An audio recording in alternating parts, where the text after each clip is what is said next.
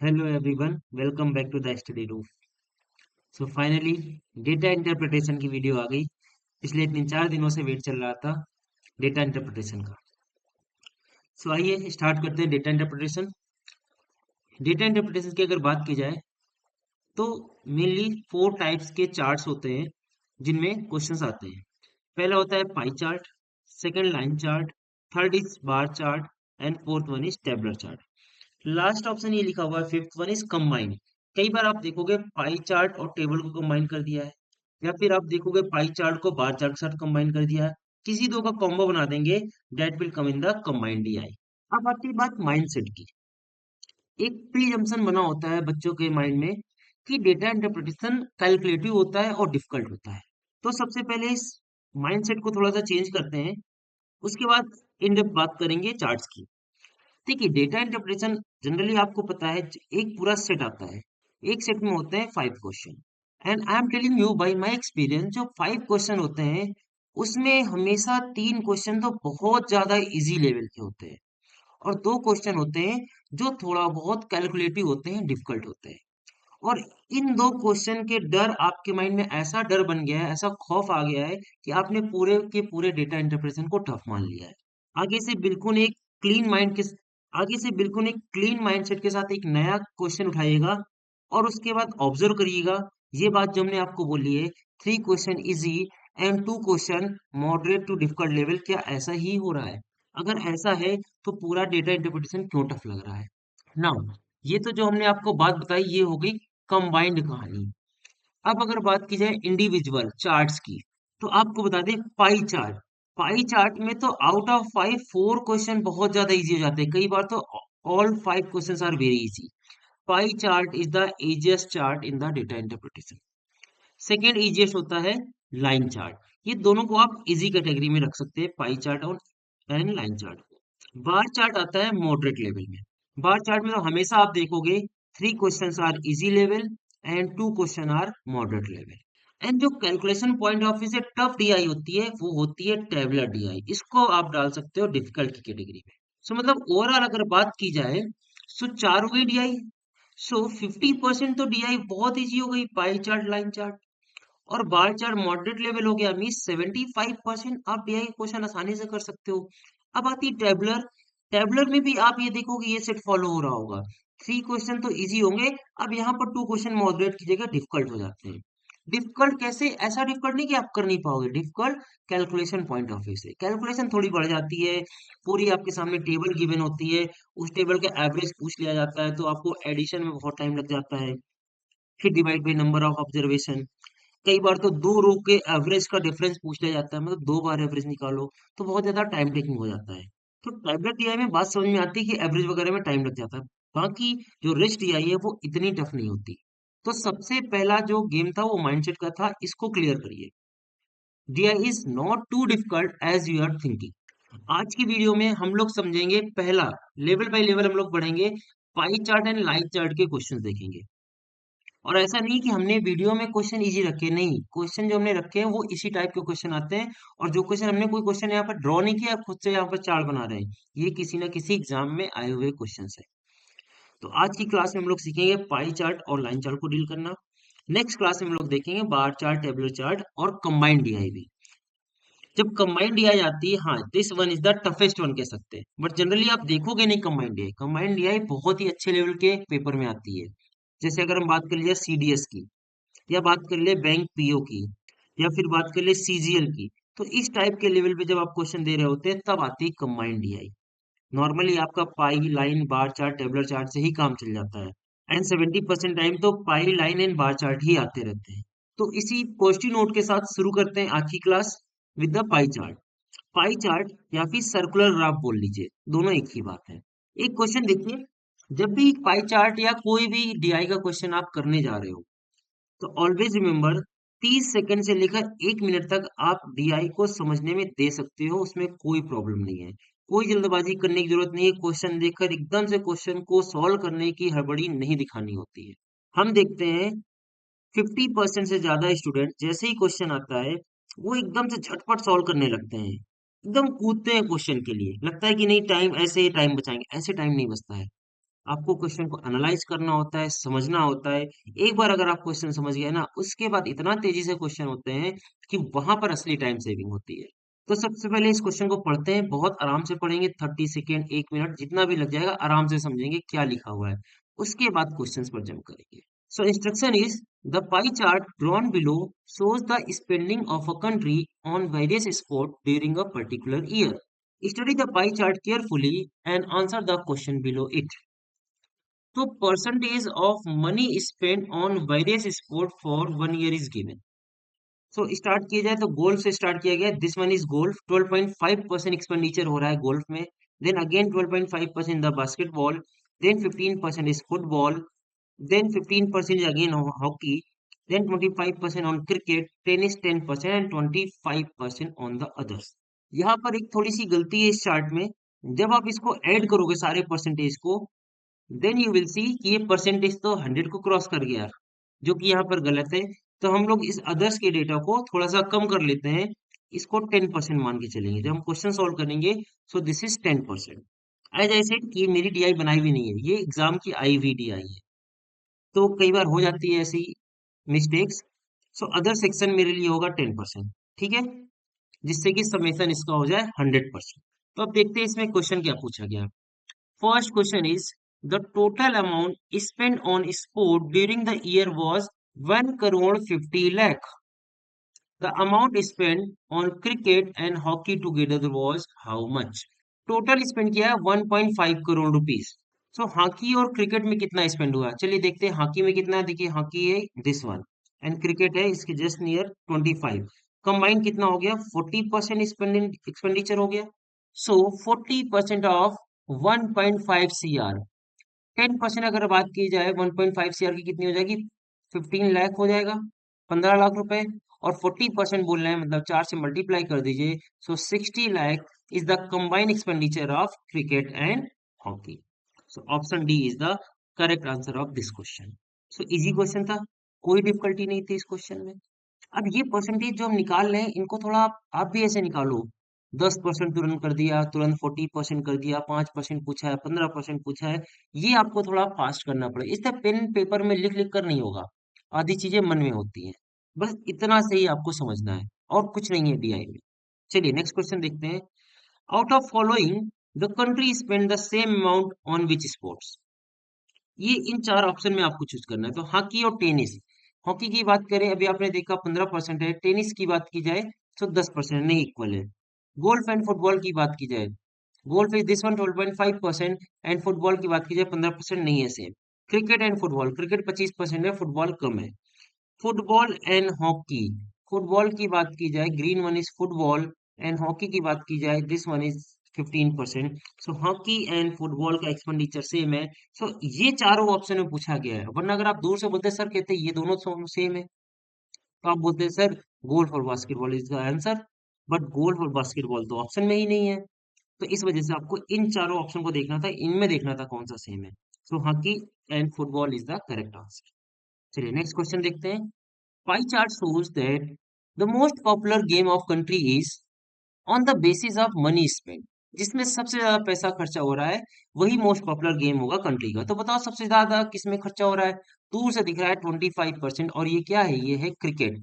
इस answer is cricket, cricket is the most popular game in the country.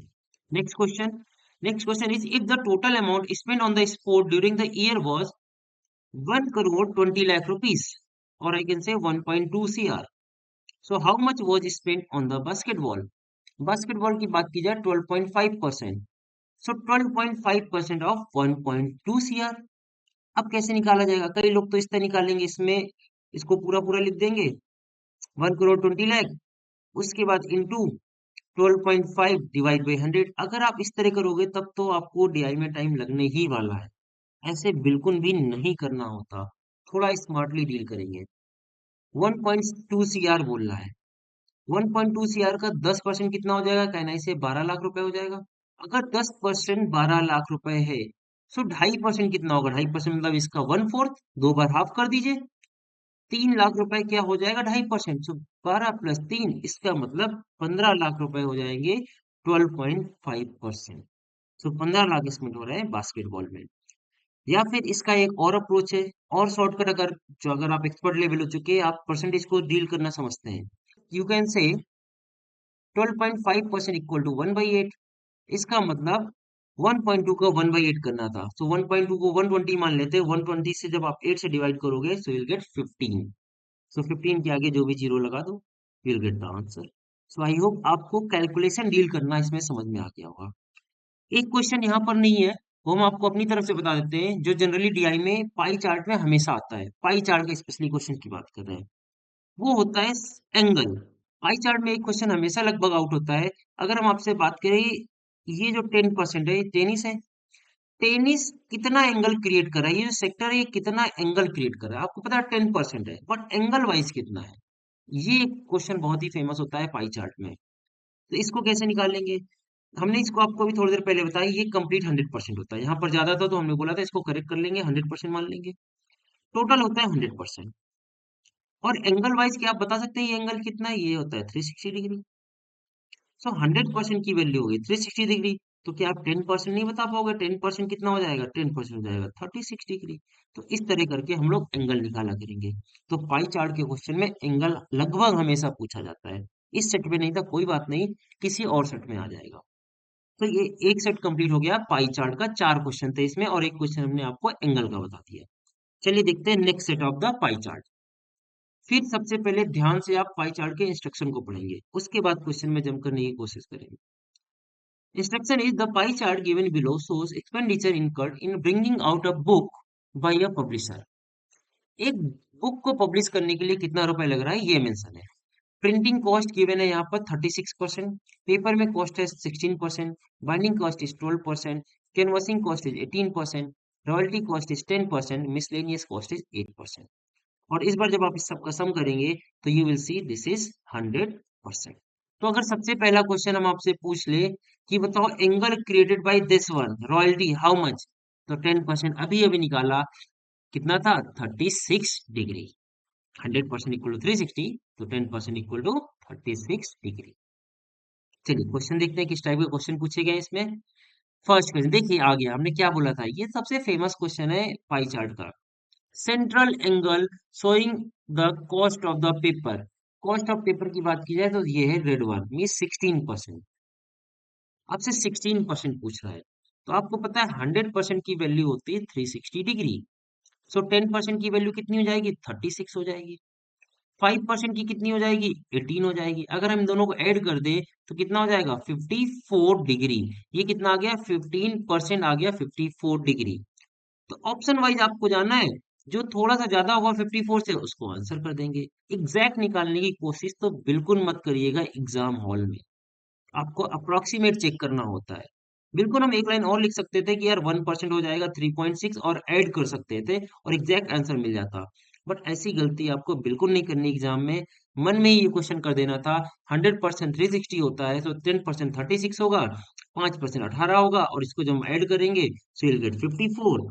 सो भाई 54 से थोड़ा ज्यादा होना चाहिए, क्योंकि 16 डिग्री की बात चल रही है, 16% की बात चल रही है। क्लियर? कैसे क्वेश्चन को डील करेंगे, कैसे कैलकुलेशन को डील करेंगे, मेन थिंग है कैलकुलेशन को डील करना। इस चीज को बस आप थोड़ा ध्यान से समझिएगा, किस तरह से हम क्वेश्चंस को, कैलकुलेशन को कैसे डील कर रहे हैं। Second question is, if the cost of printing is 23,400, then the royalty is how much. Cost of printing, printing is this one, 36% दिया हुआ है। क्वेश्चन है 36% की वैल्यू अगर 23400 है, सो रॉयल्टी कितनी होगी? रॉयल्टी यहाँ पर कितना है? 10% की वैल्यू आपसे पूछी जा रही है। सो 36% इक्वल टू दिस, सो 10% की वैल्यू क्या होगी? अब अगेन कई लोग इसमें 36 से डिवाइड करेंगे, फिर उसको 10 से मल्टीप्लाई करने लगेंगे। इतना नहीं करना होता है, थोड़ा सा गेस करिए, गेस मार्क करते हैं। 36 है इतना, क्या अगर हम इसको 4 से डिवाइड कर दे तो 9% की वैल्यू नहीं मिल जाएगी? बिल्कुल मिल जाएगी। अब इसको 4 से डिवाइड करना है, आप एग्जैक्ट भी डिवाइड कर सकते हैं, और एग्जैक्ट क्यों ही करना, इसको भी अप्रोक्सीमेट करेंगे। मान लेते हैं ये लिखा हुआ पूरा पूरा 24,000 रुपए। 24,000 हो गया अगर 36%, तो क्या आप बता सकते हो 9% कितना हो जाएगा? इसका वन फोर्थ मीन्स 6,000 रुपीज। सो 9% आ गया 6,000। सो 10% कितना हो जाएगा? इससे थोड़ा सा ज्यादा। ऑप्शन वाइज जाएंगे, सो एक ही ऑप्शन बिल्कुल 6,000 से ज्यादा दिख रहा है, विच इज 6,500 रुपए। 7,000 नहीं हो सकता, बहुत ज्यादा दूर हो जाएगा। तो थोड़ा सा ही ज्यादा करना था, विच इज 6500। एग्जैक्टली निकालोगे तो भी आंसर आ जाएगा, बट एग्जाम हॉल में एग्जैक्टली बिल्कुल मत निकालिएगा, हम बार बार मना कर रहे हैं।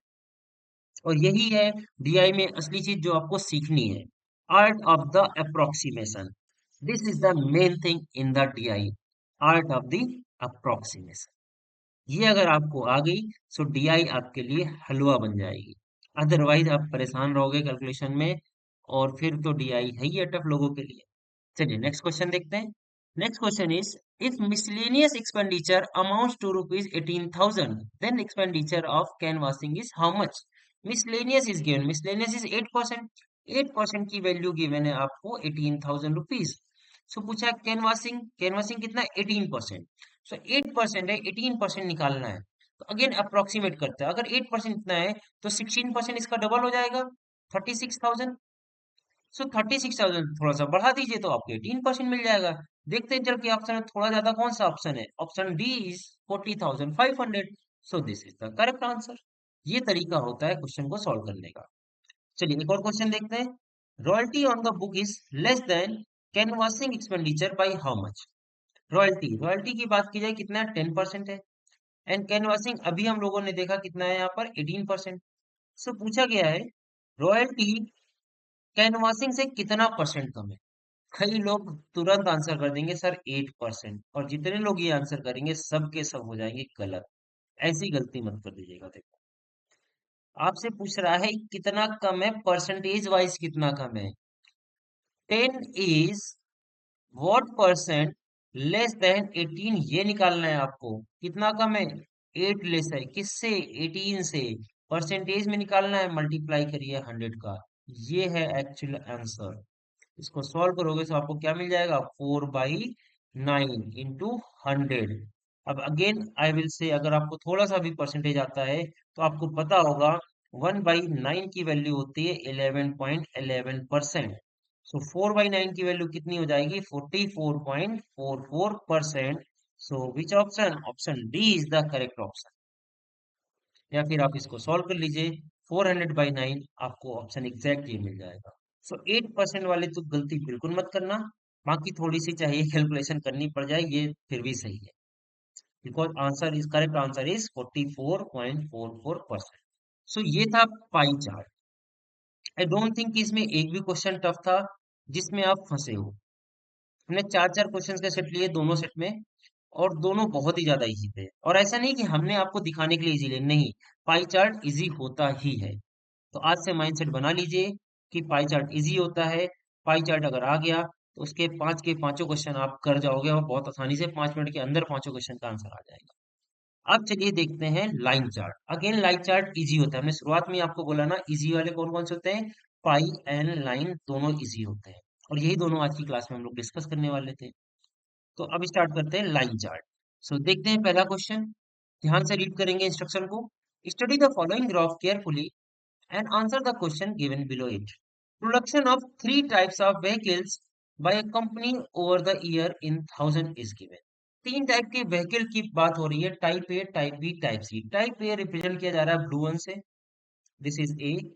टाइप बी रिप्रेजेंट किया जा रहा है रेड वन से, this is B. And type C represent किया जा रहा है ग्रीन वन से, सी। और जो डेटा है ये 1000 पे गिवन हुआ है, और ये ईयर्स हो गया। Data is clear. ऐसे मुश्किल से लगता है 30 से 40 सेकंड क्वेश्चन को समझने में, इतना ही आराम से समझना होता है एक एक चीज। किन डिटेलिंग, किन बातों का खास ख्याल रखना होता है, कैसी डिटेलिंग होनी चाहिए डेटा को समझने में, ये मैं आपके सामने शो कर रहा हूँ। जिससे कि जब आप भी क्वेश्चन को रीड करो तो ऐसे ही इन डिटेल आपको क्वेश्चन को रीड करना है। चलिए अब क्वेश्चन देखते हैं।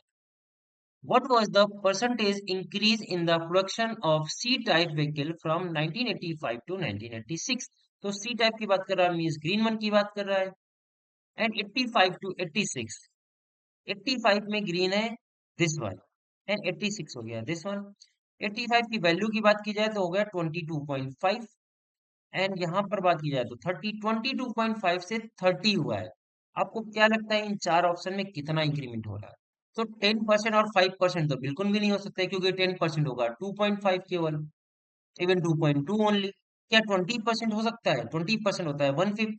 अगर हम इसका 1/5 निकालने जाएंगे तो कितना आ जाएगा, 4 आएगा, यानी ये भी नहीं है। तो इसका आंसर क्या हो जाएगा, none of this is the correct answer. तो समझ में आया हमने कैसे यहाँ पर ऑप्शंस को एलिमिनेट किया। आपको एग्जैक्ट आंसर फाइंड करने की कोई भी जरूरत नहीं है, ये बात हम बार बार रिपीट कर रहे हैं, जिससे कि आपके माइंड में बिल्कुल सेट हो जाए कि डीआई को कैसे हैंडल करना है। एग्जैक्ट आंसर तो कभी भी ढूंढने की कोशिश मत करिएगा। क्लियर? चलिए नेक्स्ट क्वेश्चन देखते हैं। The number of A-type vehicle produced in 1986 was what percent of number of C-type vehicle produced in 1988? So A-type in 1986, A था blue one and 1986 की बात की जाए, so this one. Then C-type in 1988, C-type is green one and 1988 means this one. पूछ रहा है A-type is what percentage? Means this 10 is what percentage of 15? So can I say 10 by 15 into 100? या आप बात कर सकते हो 2/3, 2/3 कितना होता है 66, 2/3 परसेंटेज, इसके आगे परसेंटेज भी लगा दीजिए, परसेंटेज पूछा गया है।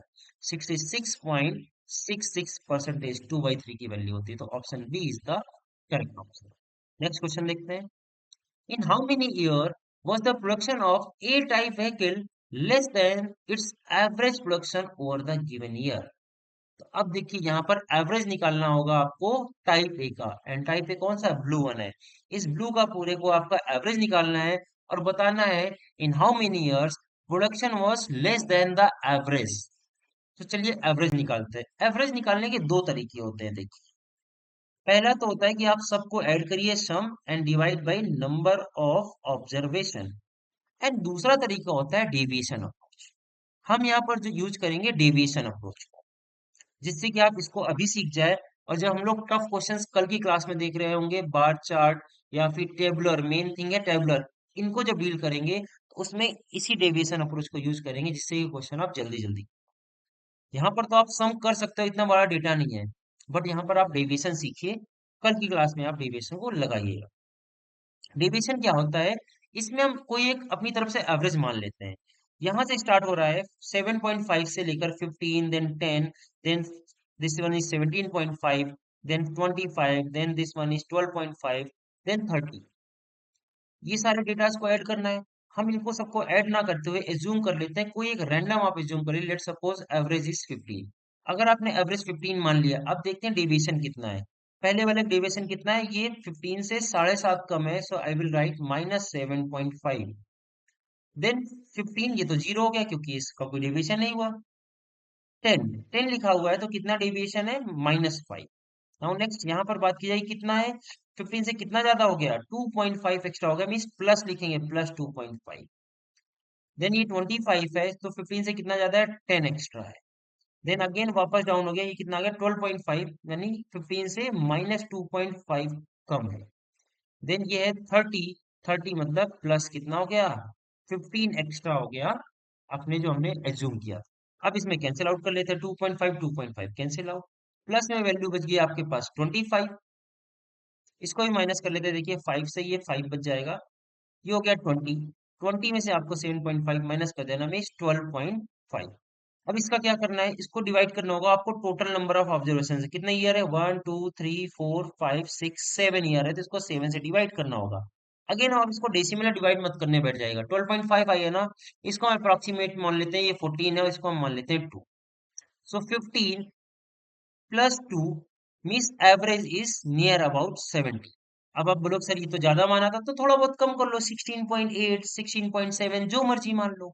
इस तरह से बस निकालना है अप्रोक्सीमेट कर करके, जिससे कि आप जल्दी से जल्दी निकाल सको। और हम आपको समझा रहे थे इसलिए बहुत प्यार से, बहुत आराम आराम से कर रहे हैं, वरना इतना टाइम नहीं लगना एवरेज निकालने में, हार्डली 1 मिनट लगेगा एवरेज निकालने में। हाँ, एवरेज में 1 मिनट लग जाना है, 1 से 1.5 मिनट। एवरेज को इजी मत समझना, डीआई का जब भी क्वेश्चन कर रहे हो और एवरेज आ गया, तो मान के चलना आपका 2 मिनट तो कहीं नहीं जा रहा है, आपको 1.5 से 2 मिनट लग जाएगा। प्रैक्टिस कर लोगे तब आप 1 मिनट में कर पाओगे, इससे कम में तो एवरेज का क्वेश्चन होता ही नहीं है। तो वापस क्वेश्चन में आते हैं, क्वेश्चन क्या था हमारा, पहले एवरेज निकालना है, फिर देखना है एवरेज से बिलो परफॉर्मेंस कितने साल में हुई है। तो एवरेज निकल आया मेरा नियर अबाउट 17, 17 से नीचे परफॉर्मेंस कितने बार हुई, 1 2 3। देन बात की जाए ये क्या है, 17.5 है, तो ये ज्यादा हो गया, I will not count this. और ये चौथा, 4 साल ऐसे थे जिसमें एवरेज से बिलो परफॉर्मेंस हुई है, तो correct answer is option B, 4 year is the right answer. I hope आपको इस क्वेश्चन में एवरेज निकालना समझ में आ गया। क्वेश्चन टफ नहीं था, कुछ नया चीज आपको बता रहे थे, तो इस वजह से टाइम लग गया। चलिए नेक्स्ट क्वेश्चन देखते हैं। What was the average number of B type vehicle produced by company over the year? लो एवरेज फिर से पूछ लिया, बी की पूछ रहा है, मींस रेड वन की बात कर रहा है। अब 20 से स्टार्ट हो गया, 10 15 15 और ऐसे बढ़ा हुआ है। अगेन मान लेते हैं, चलो एवरेज फिर से 15 मान लेते हैं और डेविएशन निकालते हैं। ये कितना है 15 से? 5 ज्यादा है तो +5 लिख लेते हैं। ये 5 कम है तो -5 हो गया। ये 15 15 तो इसको 0 0 लिखना है, लिखने की जरूरत नहीं है, टाइम वेस्ट नहीं करना। ये अगेन 5 ज्यादा है तो +5 कर लिया। दिस वन 15 से 10 ज्यादा है तो यहाँ 10 लिख दिया प्लस, और ये 15 से 20 ज्यादा है तो +20 कर दिया। +5 -5 कैंसिल आउट हो गया। इतनी चीजें प्लस में बच गई, 20 10 30 5 35 35। डिवाइड बाई कितना करेंगे? नीचे नीचे से काउंट करेंगे, 1 2 3 4 5 6 7। 7 से डिवाइड करेंगे, कितना आ गया? 5 आ गया। मीन्स एवरेज कितना हो गया? 15 + 5 20 इज द करेक्ट एवरेज। कितना टाइम लगा? बहुत ही मुश्किल से अगर हम बताएं तो 30 से 40 सेकंड लगेंगे इस क्वेश्चन को करने में। तो भी जब हम लिख रहे हैं, एक एक चीज आपको पढ़ा रहे हैं तब। तो ये होता है डेविएशन का फायदा। डेविएशन से एवरेज थोड़ा जल्दी निकल जाता है। चलिए नेक्स्ट क्वेश्चन देखते हैं। तो एक सेट कंप्लीट हो गया लाइन चार्ट का। नेक्स्ट सेट हम लोग देखने जा रहे हैं। Study the following graph carefully and answer the question given below it. Income and expenditure of company over the year is given. Income represent किया गया है ब्लू लाइन से एंड एक्सपेंडिचर रिप्रेजेंट किया गया है रेड लाइन से। ये year given है और यहाँ पर वैल्यूज गिवन है करोड़ में, 5 करोड़ 10 करोड़ 15 करोड़ 20 करोड़। इतनी डिटेलिंग आपको भी करनी होती है जब आप डीआई को रीड कर रहे हो। 30 सेकंड लगेगा, 40 सेकंड लगेगा, बस ज्यादा नहीं लगेगा। चलिए क्वेश्चन पर आते हैं। In which of the following year was the difference between income and the expenditure is maximum? कितना ज्यादा इजी क्वेश्चन पूछ रहे हैं। इनकम और एक्सपेंडिचर में सबसे ज्यादा डिफरेंस किसमें है? दूर से दिख रहा है, यहाँ पर सबसे ज्यादा डिफरेंस है। 1991 is the correct answer. 10 second का भी क्वेश्चन नहीं था। Next question. The income in 1987 was equal to the expenditure in which of the following year? Income in 1987, income है ब्लू वन एंड 1987 की बात की जाए तो 20। और एक्सपेंडिचर से बात करें, एक्सपेंडिचर मीन रेड वन किसके इक्वल है? ये देखो तीन डेटा आपको दिख रहा है, 20 20 20। सो 3 साल। एक ही ऑप्शन दिख रहा है जहां पर 3 ईयर मेंशन है, विच इज ऑप्शन सी। आप वेरीफाई भी कर सकते हो, क्रॉस वेरीफाई। ये तीनों क्या सेम ईयर लिखे हुए हैं? बिल्कुल सेम ईयर लिखे हुए हैं। Option B is the correct option. Again 10 second question. Next, what was the approximate percentage drop in the expenditure from 1988 to 1989? Expenditure की बात करें हम इस रेड वन और 88 से 89। 88 की बात की जाए तो ये यहाँ पर है 27.5 एंड 89 की बात की जाए यहाँ पर है 20। तो परसेंटेज वाइज कितना डिफरेंट? 27.5 से 20 आ गए हैं आप। तो कैसे निकालेंगे? 7.5 डिवाइड बाई 27.5 इंटू 100, यही होगा। अब इन पॉइंट्स को भूल जाइए, थोड़ा देखिए ध्यान से। क्या है, इसको अगर हम 7 मान लें और इसको हम 28 मान लें, तो क्या ये 1/4 नहीं लिखा है? और अगर ये 1/4 है तो I can say 25% is the decrement. तो इस तरह आंसर करना होता है। अगर आप इसको सॉल्व करने जाएंगे, पॉइंट हटाएंगे, फिर 15 से या 5 सेकेंड से आउट करेंगे, अननेसेसरी टाइम वेस्ट कर देंगे। अपने कंफर्ट के हिसाब से आप नंबर को मॉडिफाई करो, थोड़ा सा माइंड में रखो कितना आपने कम किया कितना ज्यादा किया, उस हिसाब से आप आंसर मार्क कर दो। तो इस क्वेश्चन का आंसर हो गया 25%। एक और क्वेश्चन देखते हैं। What was the percentage increase in the income from 87 to 88? Income की बात कर रहा है miss blue one and 87 to 88। 87 की बात की जाए 20 है, 80 की बात की जाए 35 है। 20 से इंक्रीज हुआ है 35 में। सो कितना इंक्रीज हो गया है? 15 इंक्रीज हुआ है आउट ऑफ 20, मीन्स 3/4 इंक्रीज हो रहा है। 3/4 का मतलब होता है 15%। ये सारे ऑप्शन में परसेंटेज परसेंटेज मिस है, जो भी परसेंटेज वाले क्वेश्चन थे। कोई दिक्कत नहीं, आपको समझ में आ रहा होगा। सो ये था हमारा पाई चार्ट और लाइन चार्ट के क्वेश्चन। अगली क्लास में हम लोग देखेंगे टेबुलर ग्राफ, जो कि होता है टफ वन। आई सेड ना, टफ होता है टेबुलर। तो इस इन क्वेश्चन को हम लोग कल की क्लास में डिस्कस करेंगे।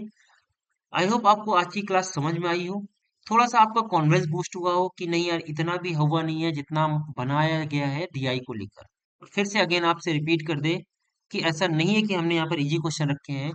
पाई चार्ट लाइन चार्ट के क्वेश्चन इजी होते हैं। आप अपने माइंडसेट को चेंज करिए और यही रियलिटी है।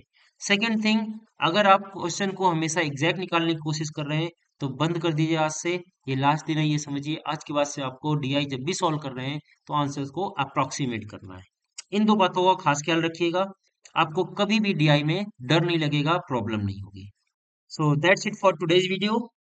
जाते जाते आपको बता दें, हमारे स्टडी चैनल के अलावा एक और चैनल है, वो है शेयर मार्केट से रिलेटेड। अगर आपको उसमें इंटरेस्ट है तो आप जीरो टॉक्स चैनल को सब्सक्राइब कर सकते हैं। आपको यूट्यूब सर्च बॉक्स में लिखना है @जीरो टॉक्स ऑफिशियल, आपको सीधा इस चैनल पर रिडायरेक्ट कर दिया जाएगा। You can subscribe that channel. और इस क्लास की पीडीएफ को पाने के लिए टेलीग्राम चैनल को ज्वाइन कर लीजिए, जिसका लिंक डिस्क्रिप्शन बॉक्स में दिया गया है या फिर अबाउट सेक्शन में दिया गया है। वहां पर सारी PDF time to time share कर दी जाती हैं। तो मिलते हैं नेक्स्ट क्लास में नेक्स्ट डीआई के साथ। तब तक हंसते रहें, मुस्कुराते रहें। Keep learning, keep growing.